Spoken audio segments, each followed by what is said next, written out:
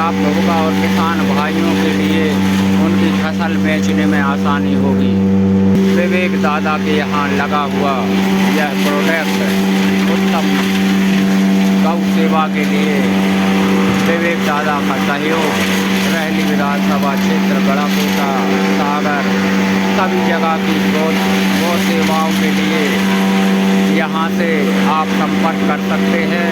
अपनी गाय माता के लिए प्रोटीन से भरा हुआ भोजन प्राप्त करें। क्या नाम है आपकी इस कंपनी का, बताइए। मेरी कंपनी का नाम है रहली किसान प्रोड्यूसर कंपनी। अच्छा, इसका क्या क्या और किसानों को क्या क्या फ़ायदा मिलेगा इससे? इसमें किसानों के लिए अनेक फ़ायदे हैं, जैसे कि किसानों को कोई उन्नत किस्म का बीज मंगवाना है या दवाई मंगवानी है या किसी किसान को कोई भी प्रॉब्लम हो तो वो हमारी कंपनी से वो कर सकता है। तो हम उसके लिए काफ़ी अच्छी मात्रा का बीज दवाई प्रोवाइड करवाएंगे। ये किसान भाइयों को क्या करना, मतलब ये आप किस प्रकार से खरीदते हैं किसानों से ये फसल? ये 250 रुपये कुंटल यहाँ पटक के खरीदते हैं। अच्छा, तो किसान को खुद कटाई करवानी पड़ेगी इसमें? किसान को कटाई धुलाई और जो धर्म काटी की कौन होगी वो कंपनी की रहेगी। तो किसानों को कितना फ़ायदा मिलता है प्रति एकड़ में? प्रति एकड़ में किसानों के लिए 45,000 रुपये का फ़ायदा होता है। 18 टन आपका माल आ गया जी, 18 से 20 टन, तो 45 से 50,000 रुपये एकड़ किसान को फ़ायदा हो जाता है। अच्छा, किसान को इसका भी फायदा है कि ना फसल को पकाने की ज़रूरत है? किसान को मतलब जो फसल पकने के बाद जो प्रोसेसिंग होती है उससे किसान बच जाता है। हाँ। आपका खेत खाली हो जाता है जी, तो आप उसमें कोई भी फसल लगा सकते हैं, नई फसल लगा सकते हैं कोई भी। ये भारत सरकार भी आपका सपोर्ट कर रही है इसमें? हाँ, हमारा सपोर्ट भारत सरकार और नेशनल डेयरी डेवलपमेंट बोर्ड हमारा कंपनी का।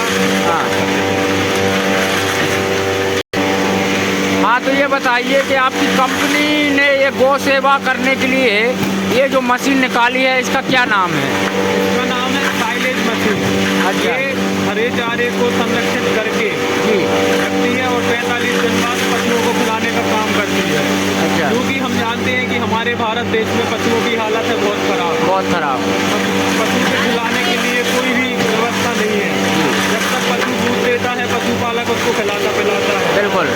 जैसे ही उसने दूध देना बंद कर दिया, पशुपालक ने उसको खिलाना बंद कर दिया और घर से बाहर निकाल दिया। बिल्कुल। तो हम लोगों ने ऐसा सोचा है कि उससे पुण्य का काम भी हो और पशु का पेट भी भरे। जो गौ सेवा रक्षक हैं, मान लो कि जिनने अपना फालतू छोड़ दिया, भाई दूध देना छोड़ दिया, गाय ने तो आपने बाहर छोड़ दिया, तो किसी को भी मान लो कि गाय को कुछ मान लो 12 महीने तो आपको हरा चारा नहीं मिल सकता, आप यहाँ पे संपर्क करके आप अपना चारा भूसा लेकर भी गौ माता को खिला सकते हैं। बिल्कुल, पशुशाला में हजारों लाखों रुपए आते हैं, बिल्कुल, लेकिन बिचौलिए उनको खा जाते हैं।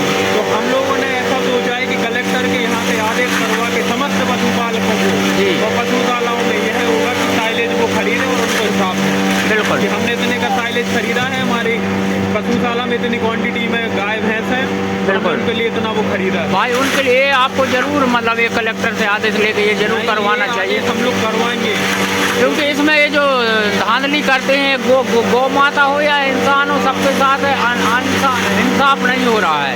और क्या कि अपने यहाँ पे आ जाते कि गौ सेवा के नाम पे इतने रुपए दे दो, इतने रुपए दे दो, अपन दे दे। अभी कभी अपन आपने जाके पूछा कि आप क्या करते हो, क्या खिलाते हो, तो उनके पास कोई रिपोर्ट नहीं है। यहाँ से जो भी माल जाएगा उसकी रिपोर्ट बनेगी कि इतना माल आपके यहाँ पे रखा है। खर्च कर रही, उनको फंड दे रही कि आप उनके लिए ये खिलाओ वो खिलाओ, वो पैसा जा कहाँ रहा? अरे वहाँ पर जाकर देखो, गौशाला में कहीं की भी इतनी गंदगी पड़ी है, ना भूसा है खाने के लिए, ना पानी है पीने के लिए, और गौ सेवा के नाम पर हजारों लाखों रुपए लोग खा लेते हैं। गौशाला संचालक पशुओं के लिए बेच देते हैं। किसके लिए?